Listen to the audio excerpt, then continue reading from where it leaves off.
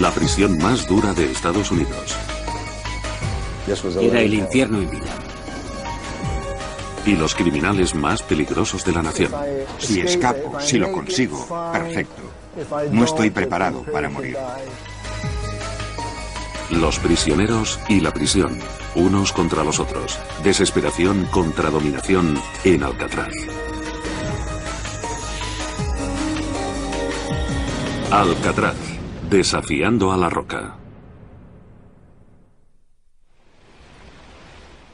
Al norte de la ciudad de San Francisco, cerca del puente de Golden Gate, Alcatraz es una isla prisión sin igual. En esta isla fría y azotada por el viento se libra una batalla definitiva. La estructura de cemento y acero de Alcatraz, una prisión pensada para el castigo, se enfrenta a los más duros criminales que alberga, determinados a conquistar la roca. ¿Quién ganará este enfrentamiento entre el hombre y la prisión? Son las mejores 9 hectáreas a prueba de fugas de Estados Unidos.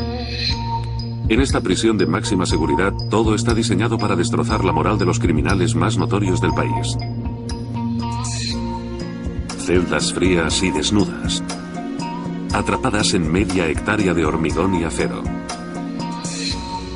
vigiladas por guardias armados, tras alambradas de espinas y rodeadas por 2 kilómetros de aguas heladas. Para los más de 1.500 hombres que han traspasado esas puertas, la vida en Alcatraz significa aislamiento e intimidación.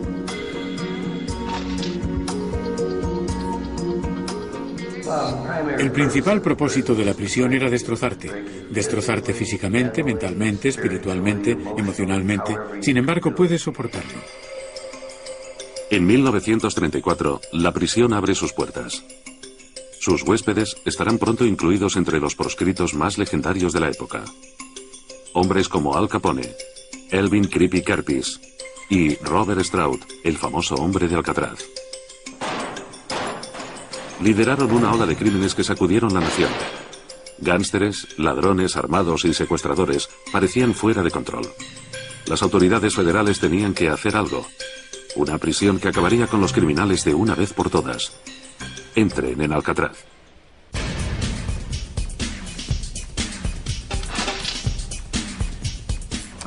Imagine a una persona que entra en una tumba o en un ataúd. Así me sentía. Eso es. Era el fin para mí.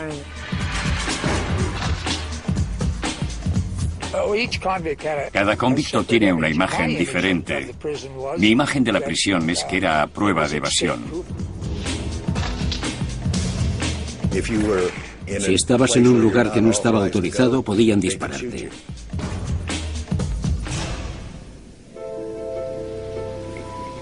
Durante 5 años, La Roca mantiene su terrible reputación, a pesar de varios intentos de fuga. Pero en 1939, un interno elabora un ingenioso plan. El recluso es Doug Barker, miembro de la famosa banda Barker, liderada por su propia madre, Ma Barker. Doug y la banda Barker se lanzaron a una orgía de terribles crímenes, robos y secuestros, abriéndose paso a través del Medio Oeste.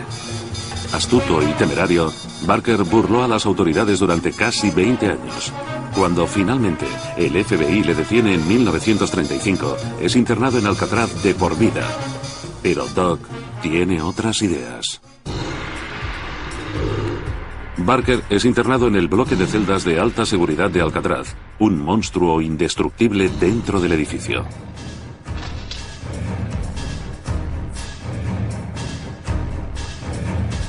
Era una prisión de extrema seguridad. Era una institución de máxima custodia con muy pocos privilegios. El edificio de la prisión, 130 metros de largo, 40 de ancho, construido con hormigón armado de 33 centímetros de espesor. En total, casi 5.000 metros cúbicos de hormigón, el suficiente para hacer un paseo de unos 50 kilómetros de largo, casi 20 veces la longitud del puente de Golden Gate. Las ventanas están cerradas con barrotes de acero a prueba de herramientas y las puertas de las entradas blindadas con placas de acero. Para Barker está claro, está atrapado en la prisión más segura de Estados Unidos. En Alcatraz te apuntaban con un arma las 24 horas del día. Pero Doug Barker es un luchador y Alcatraz será su gran lucha. Buen observador, Barker estudia el diseño de la prisión, buscando sus puntos débiles. Dentro del bloque de celdas donde está confinado Barker, hay 4 bloques de celdas en paralelo: A, B, C y D. Contienen cerca de 600 celdas que albergan más o menos a los 250 peores convictos del país. El bloque A es utilizado raramente. La mayoría de los internos, incluyendo a Barker, pasan su tiempo en los bloques B y C. Barker tiene mucho tiempo para pensar en la fuga. Por lo menos pasa 16 horas al día dentro de su claustrofóbica celda del tamaño de un cuarto de baño. Como pueden ver, estas celdas son muy pequeñas, tienen 1,5 metros por 3 por 2 y yo las llamaba cajas. Encima de ese bloque está el bloque D. Para los internos más violentos, el infame bloque D es lo definitivo en castigo físico y psicológico, lo peor de Alcatraz. Y ahí es donde irán ustedes. No hay contacto con otros reclusos. Se come en la celda. Son días de aislamiento y desesperación. En los pocos momentos que pasa fuera de su celda, Barker se fija en los barrotes del bloque D. Quizá pueda abrirse camino entre ellos. La mayoría de las celdas de Alcatraz están cerradas con barrotes antiherramientas, formados con 8 barras de una aleación de acero y carbono, que pueden resistirse horas a una sierra. Si alguien intentaba cerrarlas, al principio haría algún progreso, pero luego llegaría al centro e iría muchísimo más despacio. Pero los barrotes del bloque D son otra historia. Volviendo a 1911, cuando Alcatraz era una prisión militar, estos barrotes eran de acero blando, frágil. Eran flojos, blandos y mucho más fáciles de cerrar. Son de acero plano muy delgado con remaches. Los remaches se pueden arrancar y cerrar los barrotes. ¿La razón? En 1933, Alcatraz fue transferida por el ejército al Departamento de Justicia y se convirtió en la 5ª penitenciaría federal, pero era la primera de máxima seguridad, el final del camino para los peores criminales del estado. Para mejorar la superprisión, las autoridades añadieron barrotes a prueba de herramientas a las celdas de los bloques B y C, pero se acabó el dinero y las celdas de los bloques A y D no se tocaron. Si Barker consigue ser transferido de su celda al bloque D, puede tener una oportunidad para escapar, pero antes necesita la ayuda de otros reclusos. En Alcatraz es fácil conseguir ayuda. Los internos hablan constantemente de las debilidades de la estructura y de planes de fuga. Todo el mundo pensaba en salir de aquí. Yo me sentaba en aquellos escalones en el patio y miraba la bahía a través de la valla desde ahí. Continuamente se pasaban información unos a otros. ¿Quién había salido de aquí, cómo había salido y cómo podían mejorarlo? Yo diría que constantemente había por lo menos 50 u 80 reclusos de los 200 que había planeando caminos y salidas para escapar de Alcatraz. Los internos Rufus McCain, Henry Young, Dale Stenhill y William Martin se suman al plan de fuga de Barker.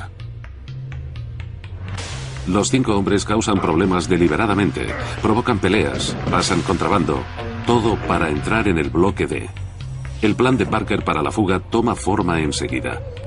Cerrará los barrotes del bloque D y escapará por la ventana. Una vez fuera, correrá hacia el agua y remará hacia la orilla en una balsa de las maderas que trae la marea. No será fácil, pero Barker y su grupo planean fugarse o morir en el intento. El primer desafío, conseguir entrar las herramientas en el bloque D. En el taller de la prisión hay sierras que utilizan para trabajos de construcción, pero el detector de metales de la entrada del bloque persuade a cualquiera de pasarlas de contrabando. Entonces, Barker encuentra una solución. Los detectores de metales, relativamente nuevos en las prisiones estadounidenses, no son totalmente seguros. Hay quien ha conseguido pasar hojas de sierra de los talleres de la prisión ocultas entre la ropa. Cuando llegan las hojas, el grupo de Barker empieza a trabajar. Durante la noche cierran silenciosamente los barrotes de sus celdas, ocultando las marcas con pintura negra. Después de unos días de trabajo, los barrotes están cortados. Los convictos cortan los barrotes por debajo de las barras horizontales y las doblan hasta el suelo, como si fueran de goma, abriendo un espacio. Y cuando salen de sus celdas, vuelven a colocar los barrotes para que nadie se dé cuenta. El siguiente desafío, cómo salir a través de las ventanas del bloque. A diferencia de los barrotes blandos del bloque D, las ventanas del bloque están cerradas con barrotes de acero a prueba de herramientas. Las hojas de sierra son inútiles. A Barker y a su grupo se les ocurre una buena solución. Con una barra de 7 centímetros de largo, con un tornillo y una tuerca dentro de un tubo de metal. En el transcurso de unos pocos días, mientras los otros internos distraen a los guardias, Barker y sus hombres usan el tubo para separar los barrotes. Con esa especie de gato, abrían los barrotes de 7 a 14 centímetros. Lo apoyábamos en un punto y lo extendíamos al límite. Y entonces lo colocábamos en el otro lado y doblábamos el barrote. Con 3 veces era suficiente para que se rompiera el núcleo del barrote. Pero, ¿y qué pasa con los guardias?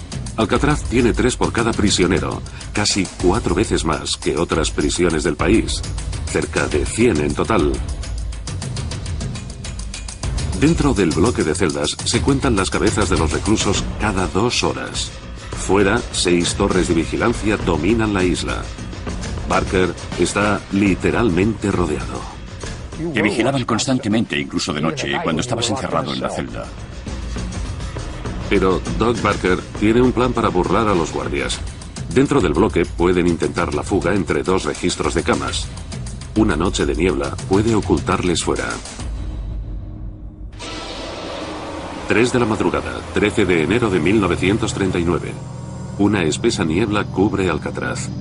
Un guardia termina su ronda en el bloque D y se va. Doug Barker y su grupo se ponen en marcha. Hacen a un lado los barrotes cerrados de sus celdas y pasan a través de los barrotes de la ventana.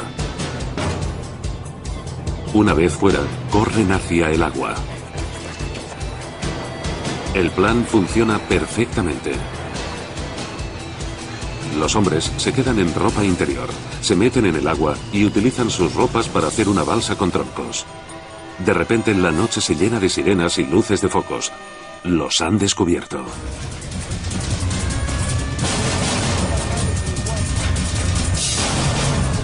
Sin darse cuenta, Barker y sus hombres están rodeados. Los guardias gritan para atemorizar a los hombres, pero Barker está demasiado cerca de la libertad. Echa a correr y le rodean las balas. Una le da en la cabeza. Los otros hombres se rinden. Esa noche, en el hospital de la prisión, Doc exhala su último suspiro. No consiguieron salir de la isla, pero salieron de sus celdas y del bloque. Era la primera vez que ocurría. Doug Barker había puesto a Alcatraz contra las cuerdas. Había cerrado los barrotes de su celda, había salido del bloque D y había reventado los barrotes de acero de las ventanas. Incluso había burlado a los guardias, pero Alcatraz pasó la prueba gracias a que los guardias dieron la alerta en una rutinaria comprobación de las camas. Aunque la fuga de Barker falla, prueba que los barrotes del bloque D son débiles. Las autoridades de la prisión lo remedian. El bloque D es reconstruido totalmente. Se quitan los barrotes planos y en su lugar se colocan barrotes fuertes y a prueba de herramientas. El bloque D se recubre con una placa de acero de medio centímetro de espesor, convirtiendo las celdas en frías cajas de acero. Pero lo peor está por llegar. 5 nuevas celdas con puertas de sólidas planchas de acero de 8 centímetros de espesor, destinadas a romper la moral de los reclusos más incorregibles. Bienvenidos a El Agujero. Estar en el agujero era una total desesperación y angustia mental. Realmente a veces pensabas romperte la cabeza contra la pared.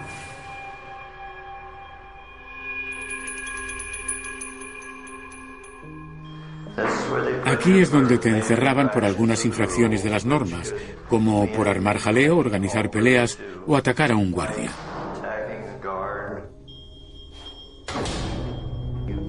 No oías nada, no veías nada y estabas totalmente solo.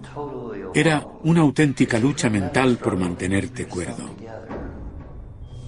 Para los reclusos que no respetan las normas, permanecer cuerdos en el agujero es una lucha constante. Para pasar el tiempo y evitar volverte completamente loco, tenías que encontrar una forma de entretenimiento. Yo arrancaba un botón de mi ropa. Lo tiraba, cerraba los ojos, daba varias vueltas, me apoyaba en las manos y las rodillas e intentaba encontrarlo.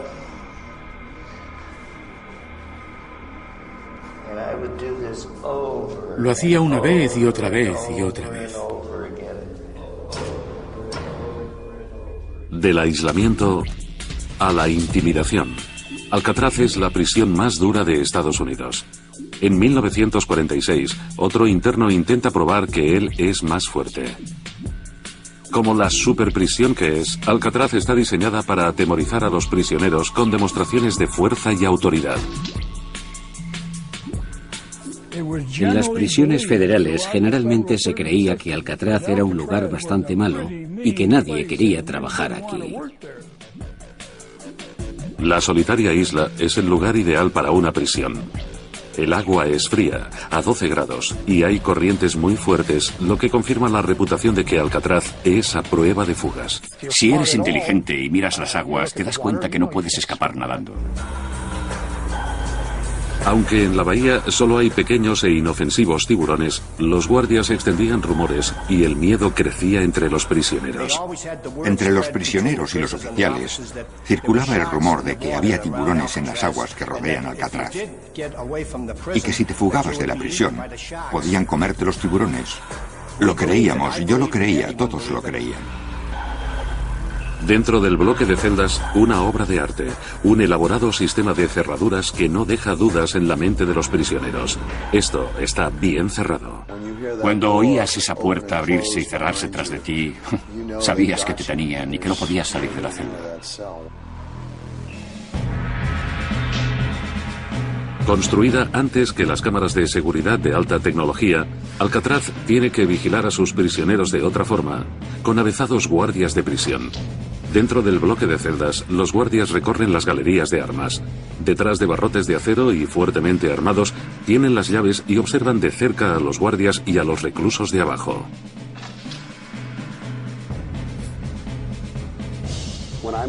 Cuando estaba en la galería de armas, veía abajo a los oficiales del correccional y les vigilábamos para asegurarnos de que estaban a salvo.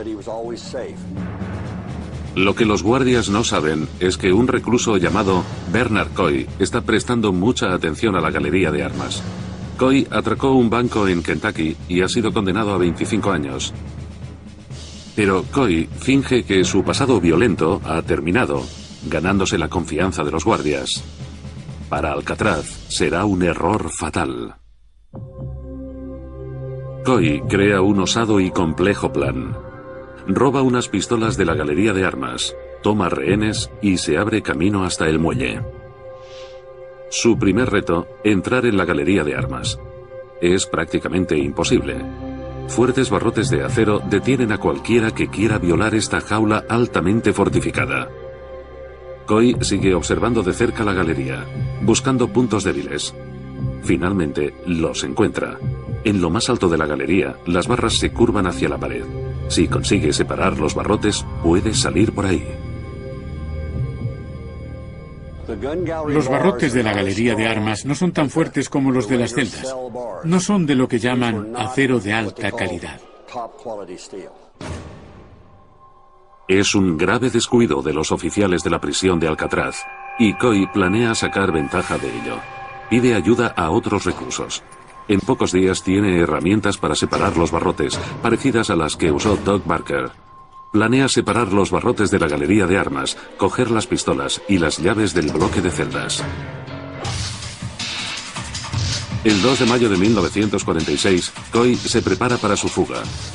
Mientras limpia el suelo del bloque, Coy hace una señal a Sam Shockley, un recluso del bloque D. Shockley grita y golpea la pared. Cuando el guardia de la galería de armas va a investigar, Coy y otro recluso, Marvin Hobart, salta sobre el único guardia que queda y lo retiene como rehén. Libera a un buen número de reclusos y empieza a trabajar. Coy se queda en ropa interior para poder pasar mejor entre los barrotes. Sube a la galería de armas. Con el separador curva los barrotes 18 centímetros. Es muy estrecho y Coy apenas puede pasar. Da las armas y las llaves a sus compañeros reclusos y sube al techo del bloque de celdas. Preparados para escapar, se les une el principal cómplice de Coy y Hobart, un violento atracador de bancos llamado Joe Kretzer. Kretzer ha jurado escaparse de Alcatraz y esta es su oportunidad. El plan de Coy para salir de Alcatraz funciona como un reloj. Solo queda un obstáculo, la pesada puerta de acero del patio de recreo. Pero no encuentran la llave. Desde ese momento, todo fue un compendio de errores fatales. Prueban todas las llaves que ha cogido Coy, pero ninguna abre. Están atrapados dentro. Entran 8 guardias más en el bloque. Rápidamente Coy los coge como rehenes. Finalmente, los reclusos encuentran la llave. Uno de los guardias la había escondido en el lavabo de una celda. Pero es demasiado tarde. La cerradura del patio de recreo se ha atascado. Las cerraduras de las cárceles están diseñadas para funcionar así. Si intentas forzarlas, la cerradura se atasca. No se puede abrir. Atrapados en el bloque, con todo Alcatraz en alerta, Coy y su grupo tienen problemas. Parece que ha ganado Alcatraz, pero los reclusos, desesperados, no han hecho más que empezar su lucha. Deciden abrir fuego. Piensan que de todas formas están muertos. La violencia en Alcatraz alcanza límites insospechados y está fuera de control. Los guardias llaman a la Marina de Estados Unidos, a la Guardia Costera y al Cuerpo de Marines. Los marines asaltan el bloque de celdas con rifles y granadas. Alcatraz es una zona de guerra. Oíamos las bombas de fragmentación que lanzaban por las aberturas de los ventiladores del corredor del bloque C en su intento de matar a Coy, Kretzer y Hobart. Todo el edificio retumbaba.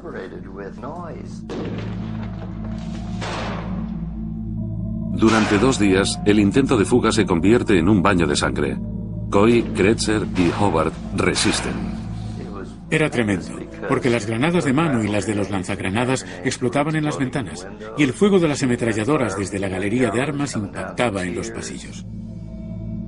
Los 3 reclusos se refugian en un corredor de servicio, pero el ejército no se rinde. Para lanzar los explosivos en el corredor, los oficiales hacen agujeros en el techo de hormigón armado de 10 centímetros de espesor. Bajan las granadas con cuerdas y con otra levantan los pernos para activar los explosivos. Cuando empezaron a explotar las granadas, lo hicieron sin previo aviso. Fue una sorpresa de todos los demonios cuando empezaron a explotar contra la pared. A los chicos que se habían escapado se les vino encima el infierno. Hicieron falta más de 500 granadas de mano, pero finalmente la estrategia funcionó. Como murieron 2 guardias en la batalla, las autoridades mataron a los 3 convictos, incluyendo al cerebro, Bernard Coy. Una vez más, los convictos siguen en Alcatraz y han perdido. El bloque de celdas está dañado por la sangrienta batalla, pero sigue intacto. Había muchos escombros y polvo flotando por allí. Y aunque no habían herido a nadie, se habían producido muchos daños en una propiedad del gobierno. El intento de fuga de Coy evidencia otra debilidad, la galería de armas. Las autoridades añaden más acero para proteger los barrotes. También aumentan el número de guardias, más barrotes a prueba de herramientas, más inspecciones de las celdas. Alcatraz reasume su dominio. Pero los prisioneros están determinados a demostrar que son los más fuertes. Incluso un recluso va en una nueva dirección, bajo tierra.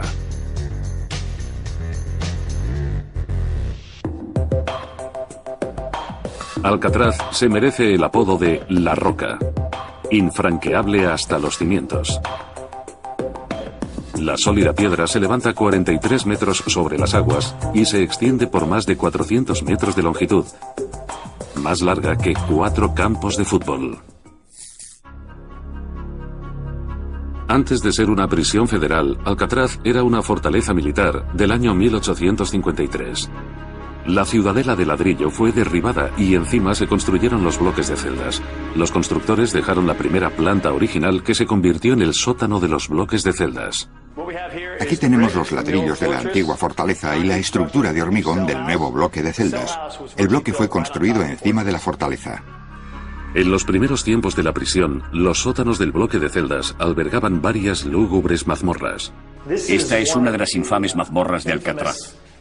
Había 8 habitaciones como esta. En la ciudadela se usaban normalmente como almacenes para trastos.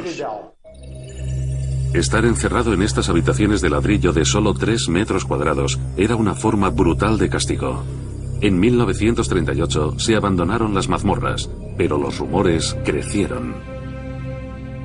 Una de las historias que contaban los que habían estado aquí es que Alcatraz es como un queso suizo lleno de túneles y misteriosos pasadizos que van a alguna parte y por los que se puede salir al océano. Uno de los reclusos que cree en los rumores del túnel es Jim Quillen, convicto de secuestro y robo a mano armada, que se ha fugado 3 veces de otras prisiones y decide escaparse también de Alcatraz. En 1944, Quillen es designado para trabajar en la cocina del bloque. Un día, descubre un pequeño túnel de ventilación.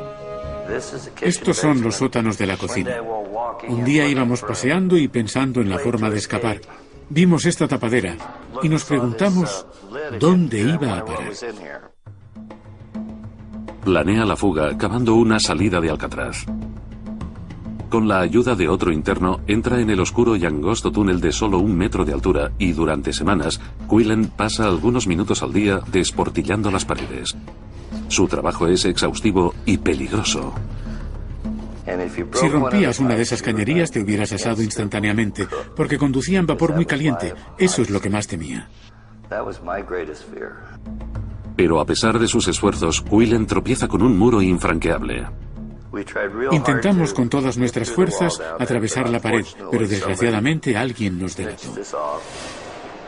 Quillen nunca tuvo la oportunidad de excavar una salida. Una vez descubierto su plan, le confinaron en el bloque D durante más de 2 años. Si hubiésemos conseguido pasar a través del muro, no hubiésemos llegado a ninguna parte. La información que nos habían dado era falsa. En realidad, Alcatraz tiene muchos secretos bajo su superficie. Un antiguo túnel del ejército, de más de 2 metros de alto, recorre 45 metros por el centro de la isla. Jim Quillen no lo sabe, pero ha estado cerca de ese túnel aunque está sellado con hormigón y acero. El plan de Quillen no llegó a su fin. Nunca tuvo otra oportunidad contra Alcatraz. Cuando lo recuerdo me estremezco. Me cuestiono mi buen sentido común al pensar en escapar por allí. Igual que Doug Barker y Bernard Coy, Jim Quillen no pudo vencer a Alcatraz. Pero en 1943, el edificio Model Industries, al norte de la isla, se convierte en el lugar ideal para otro intento de fuga, liderado por un antiguo enemigo público número 1. Floyd Hamilton era quien preparaba la huida de los bandidos Bonnie y Clyde. Atracador de bancos con un gran historial de crímenes, el FBI atrapó a Hamilton en 1938 y le condenaron a 30 años de prisión. Floyd Hamilton llegó con una gran reputación como enemigo público número 1, como socio de Bonnie y Clyde, como tremendo alborotador de las penitenciarías del Medio Oeste. Cuando llega a Alcatraz, Hamilton es destinado a trabajar en el edificio Model Industries. Construido en 1922 con hormigón armado, este edificio de 3 plantas alberga los talleres de la prisión, incluyendo la herrería, materiales y el taller de carpintería. Los internos que observaban un buen comportamiento se ganaban el derecho a trabajar. Alcatraz creía en la reforma de sus reclusos, pero a ellos no les tentaba. Floyd Hamilton siente la tentación. Trabajando en el taller de materiales, Hamilton descubre un resquicio. El edificio tiene forma de L y los guardias no ven todo el taller a la vez. Dejan solos a algunos reclusos mientras hacen las rondas. Y lo que es más, el edificio Model Industries está situado en una punta de la isla, próximo a la bahía de San Francisco. Hamilton decide fugarse y dirigirse al agua. 3 hombres se unen al osado plan de Hamilton: los atracadores de bancos James Boardman y Harold Brest y el secuestrador Fred Hunter. Aunque se había enfrentado muchas veces a la muerte, la suerte estaba de su lado. Con herramientas del taller de materiales, los 4 hombres se ponen a trabajar.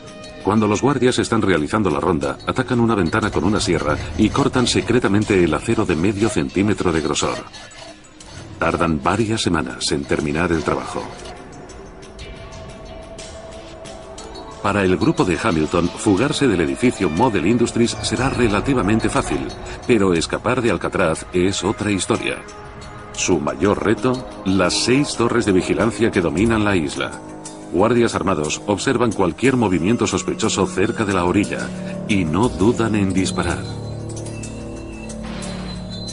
Pero el sombrío asentamiento de la isla es una buena solución para Hamilton. La espesa niebla que sirvió como escudo a Doug Barker actuará como velo, ocultándolos a las miradas. 13 de abril de 1943. Una densa niebla cubre la isla. En el edificio Model Industries, los 4 convictos saben que ha llegado el momento. Vigilados por un solo guardia, cogen un cuchillo y un martillo y le tienden una trampa. Cuando entran los otros 2 guardias, los atacan y amarran. Los convictos rompen la ventana y salen. Escalan una valla de alambre y se lanzan al agua a 15 metros por debajo. El plan funciona perfectamente. En el tejado del edificio de Model Industries, un vigía de la torre sale de su puesto. A través de la niebla se sorprende al ver hombres en el agua, alejándose a nado de la isla.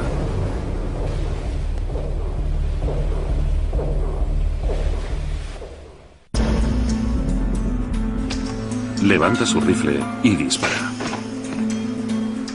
Vimos los reclusos en el agua y al oficial del tejado del edificio Model Industries disparando en aquella dirección. El recluso James Boardman es alcanzado en la cabeza. Harold Brest y Fred Hunter se rinden y el barco de la prisión les saca del agua. Pero Floyd Hamilton no aparece por ninguna parte. Todos asumen que ha muerto. Pero Hamilton está escondido en una pequeña cueva de la isla. Teme demasiado al agua para nadar hacia la orilla. Pasó allí un día. La noche siguiente no pudo aguantar más porque estaba helado de frío.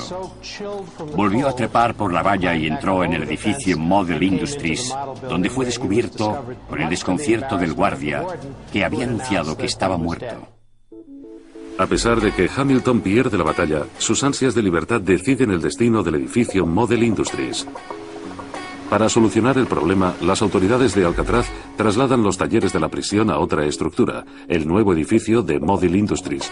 Los guardias pueden supervisar fácilmente el largo y estrecho edificio.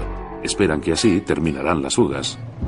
Las autoridades están equivocadas. Casi 20 años más tarde, en 1962, 3 inteligentes convictos llevan a cabo en Alcatraz la legendaria Great Escape, la gran fuga. Alcatraz era la prisión más famosa del país, si no de todo el mundo. Se suponía que era prueba de fugas. Fue el intento de fuga más famoso en la historia de Estados Unidos. Durante años, los reclusos contemplan las aguas de San Francisco y sueñan con escapar. Pero para la mayoría sigue siendo un sueño. A solo 2 kilómetros, San Francisco está a unos 80 largos de una piscina de 25 metros. Una distancia que se puede cubrir a nado en 30 minutos. Las olas y las fuertes corrientes pueden duplicar ese tiempo. Y las mareas con una velocidad de 13 km por hora pueden arrastrar al nadador hacia el océano en 20 minutos, mucho antes de que consiga llegar a tierra.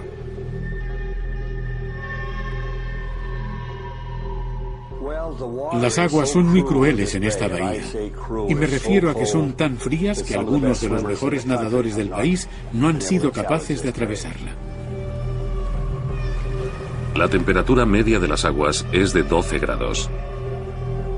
En aguas tan frías, la temperatura del cuerpo puede bajar a niveles peligrosos en solo 30 minutos. Normalmente la reacción inicial en aguas a esa temperatura es suficiente para dejarte paralizado. Lo normal es que te quedes helado, y si permaneces sumergido bastante tiempo, te quedas helado del todo. Es un medio muy duro. Pero hay un convicto inteligente que no tiene miedo. Frank Morris es un atracador de bancos con una larga historia de fugas. Está condenado a 40 años de prisión e ingresa en Alcatraz en 1960. En cuanto llega a La Roca, empieza a buscar una salida. En la prisión, otros reclusos le dicen a Morris que el hormigón que rodea los respiraderos de las celdas se desintegra. Lo corroe el agua de la bahía. El mayor impedimento de la prisión será también su mayor ruina. El agua salada entraba en las cañerías y entonces empezaba la corrosión. Cuando se construyó la prisión, las autoridades decidieron una peligrosa forma de ahorrar dinero. Utilizaron agua salada para los sanitarios. Fue un gran error. Con el paso del tiempo, la sal oxidó las cañerías, filtrando agua en el hormigón. El resultado de la corrosión fue devastador. El agua salada se abrió paso por el hormigón y llegó hasta el interior de acero, lo que se conoce como forjado, y en cuanto empezó la corrosión se expandió. En el proceso de expansión, el hormigón se desmoronó. Si se desmoronaba, se podía desprender. Los constructores de la prisión original cometieron otro error. Mezclaron ladrillos con el hormigón. Los ladrillos actúan como una esponja, absorben el agua hacia dentro de la estructura, favoreciendo la corrosión. Pueden ver que la corrosión se expande aquí. ¿Ven hacia dónde se expande? Aquí está la grieta. El hormigón se ha desprendido ya cerca de 2 centímetros. Morris se alía con los convictos John y Clarence Englin, dos hermanos atracadores de bancos deseosos de escapar. Animados por la corrosión de la prisión, los tres hombres deciden excavar el hormigón de sus celdas. Su meta es salir del bloque, correr hacia el agua y nadar hacia la orilla. El primer desafío de Morris y los Englin, conseguir herramientas para excavar el hormigón. Recurren a sus compañeros reclusos. Mi papel para ayudar a escapar a aquellos chicos fue conseguirles algunas herramientas, varios destornilladores y un pequeño cincel. Morris y los Englin empezaron a trabajar extrayendo el hormigón de alrededor de los respiraderos. Después de unas cuantas semanas, quitaron los ventanucos e hicieron un agujero de 35 centímetros, lo suficientes para pasar por él. Primero picaron el hormigón y luego lo rompieron en pedazos para hacer el agujero más grande. Detrás del bloque de celdas hay un corredor de servicio de más de 1 metro de ancho, lleno de tuberías de desagüe. Los tres hombres usan esas cañerías para subir 8 metros en lo más alto del bloque de celdas. 2,5 metros por encima de ellos, en el techo, hay 8 claraboyas de ventilación que dan directamente al tejado. Todas están cerradas con barrotes y hormigón, excepto una. Solo necesitan una simple hoja de sierra para salir. Pero Morris se enfrenta a otro reto: cómo ocultar sus actividades a los guardias. Su solución es ingeniosa: cabezas humanas falsas. Morris y los Englin hacen las cabezas con pastillas de jabón, yeso, pintura y auténtico cabello humano. Por la noche ponen las cabezas en sus almohadas y van a trabajar. Los guardias veían lo que esperan ver: una cabeza que dormía en una cama. Pero su mayor reto está por venir. ¿Cómo sobrevivir en las gélidas aguas? Se les ocurre una brillante solución: hacer una balsa con los impermeables que hay en la prisión. El 11 de junio de 1962, después de la última revisión de las camas, Frank Morris y John y Clarence Englin salen de sus celdas. En el techo del bloque de celdas, su trabajo tiene recompensa. Rompen rápidamente los últimos barrotes del tejado y saborean la libertad.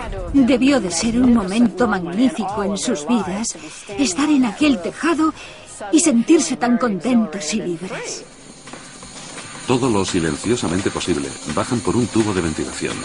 Solo quedan 150 metros hasta la orilla.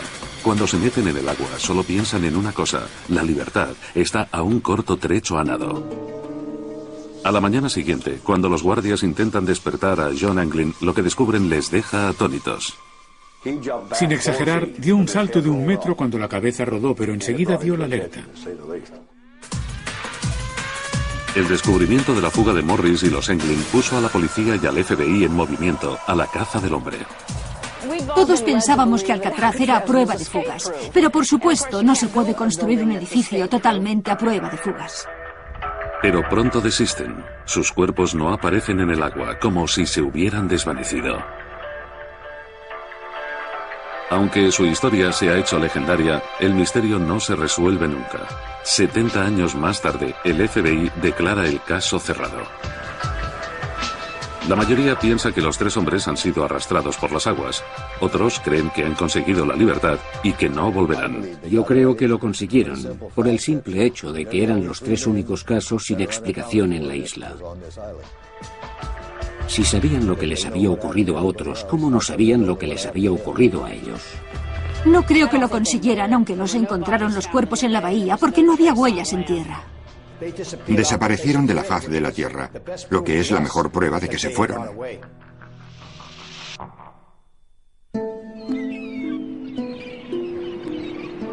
¿Finalmente ha ocurrido lo impensable? ¿Han derrotado los reclusos a Alcatraz? Las autoridades dicen que los hombres han muerto, pero aunque Frank Morris y John y Clarence Anglin no hayan conseguido salir de la isla, una cosa está clara: corroída por la sal del agua y sin dinero, Alcatraz tiene los días contados. 6 meses más tarde, en diciembre de 1962, un recluso ve su oportunidad en un punto débil de la prisión. John Paul Scott atracó un banco en Kentucky y va a pasar 30 años en Alcatraz. Es violento y anhela fugarse de la prisión. Una vez en La Roca, Scott es destinado a trabajar en la cocina. Como Jim Quillen 15 años antes, Scott ve que es grande y mal vigilada, llena de herramientas, perfecta para una fuga. Como en otros intentos de fuga, el plan de Scott es sencillo: abrirse camino, correr hacia el agua y nadar hasta tierra. En los sótanos de la cocina encuentra una ventana.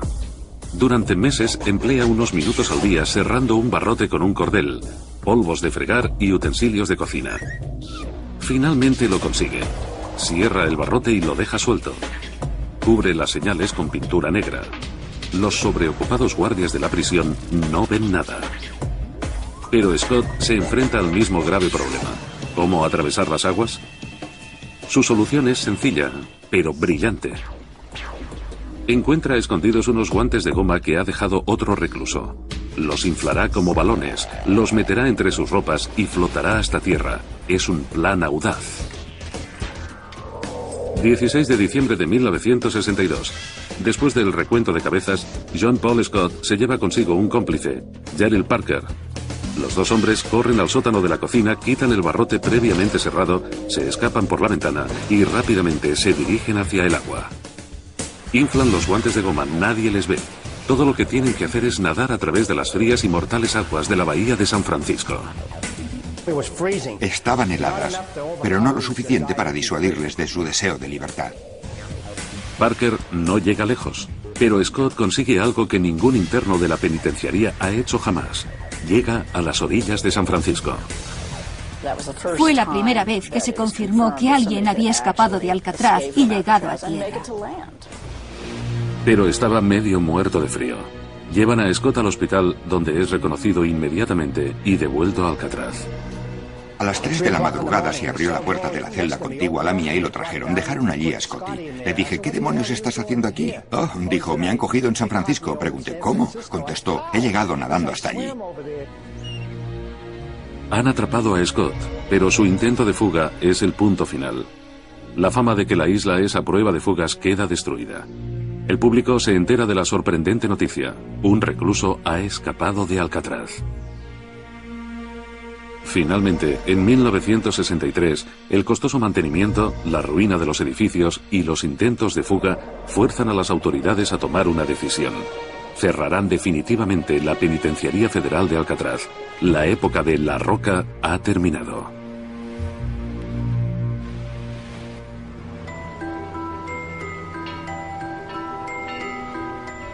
Es el fin de una era. Durante 29 años, Alcatraz ha albergado a los criminales más famosos. Y de repente se convierte en un campo de batalla entre prisioneros y prisión. En total, 36 hombres han intentado escapar en 14 intentos registrados. ¿Alcanzó alguno de ellos la libertad? 33 fueron apresados. Dispararon y mataron a 6 de ellos. 2 se ahogaron, pero 5 siguen desaparecidos, presumiblemente muertos. Pero Alcatraz pierde su última batalla. No contra los reclusos, sino contra su propio aislamiento. El coste de los suministros y el mantenimiento de una decadente isla-prisión son demasiado caros. La prisión se cierra para siempre.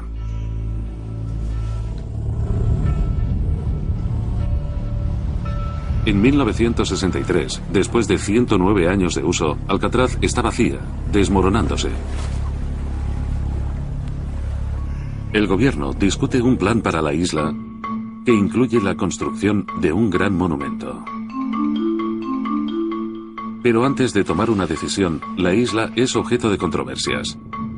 En 1969, cerca de 100 nativos activistas americanos se apoderan de Alcatraz. Una vez esto fue territorio indio. Alcatraz se convirtió en el símbolo de las tribus indias de Estados Unidos. Es un osado golpe contra el gobierno de Estados Unidos, una reclamación simbólica de todas sus tierras perdidas. Aunque era la prisión más terrible en la historia de Estados Unidos, se convirtió en el símbolo de esperanza y libertad para los nativos americanos. Ocuparon la isla cerca de 2 años, pero cuando un buen número de edificios fueron destrozados e incendiados, perdieron el apoyo del público y se acabó la ocupación. La isla queda en silencio otra vez.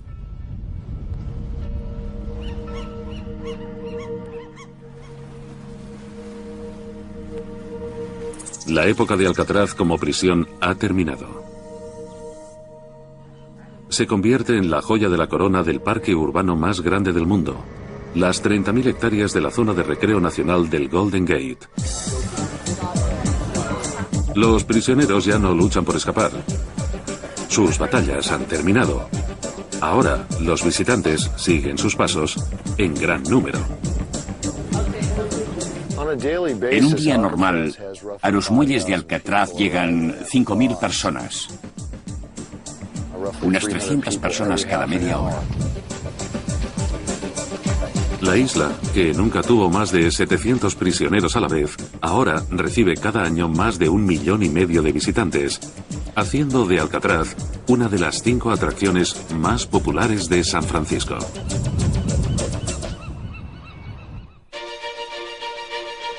A pesar de su fama, ¿detuvo Alcatraz el crimen? ¿Ganó la batalla de los prisioneros contra la prisión? Algunos están convencidos de que sí. Cuando cerraron en 1963 me dejaron en libertad y nunca más cometí otro delito. Fue muy disuasiva para mí y me convertí en creyente. Otros no están de acuerdo. Era lo peor para conseguir apaciguar a un perro. Alcatraz no estaba concebida para hacerte mejor. De la misma forma que Alcatraz cambió con los años, también cambiaron los hombres que estuvieron aquí. La historia de la transformación de la prisión también es su historia. Me trajeron a la prisión por asalto a un banco y estuve 4 años en esta isla. Con 31 años nunca había trabajado en mi vida. Realmente aquí empezó mi rehabilitación, el final de mi carrera criminal. Cumplí aquí mi condena y creo que me sirvió. Pasé 15 años en prisión y nunca recibí una carta ni visitas. No tuve contacto con el mundo exterior. Volviendo la vista atrás, no puedo culpar a nadie sino a mí mismo, porque yo me metí aquí. Era un estúpido. Aquí es donde me merecía estar por ser el tipo de persona que era. Me merecía estar en Alcatraz, una prisión de castigo.